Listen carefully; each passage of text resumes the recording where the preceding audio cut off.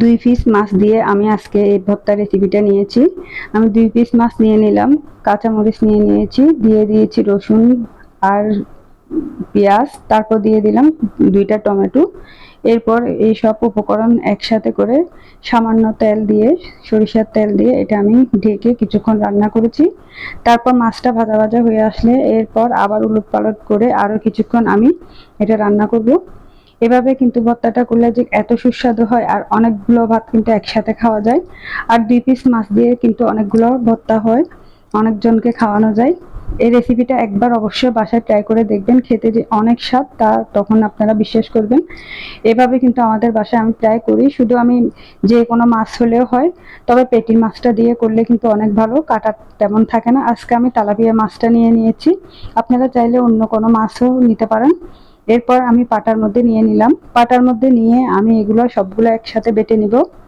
আপনারা চাইলে হাতেও কচলিয়ে নিতে পারেন, আমি হাত থেকেও পাটাতে বাটলে আমার ভালো লাগে।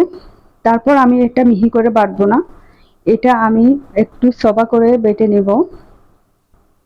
তারপর আমি সবগুলো মাছ থেকে কাটাগুলো তুলে নিয়ে নিলাম, এরপর আমি হালকা বেটে নিচ্ছি। আর টমেটোর উপর থেকে যে পাতলা চামড়াটা আছে সেটা আমি তুলে ফেলে দিচ্ছি।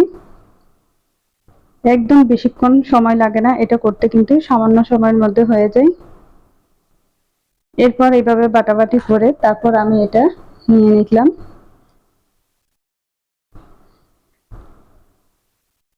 এই ভর্তাটা কিন্তু বাসার সবাই অনেক পছন্দ করে।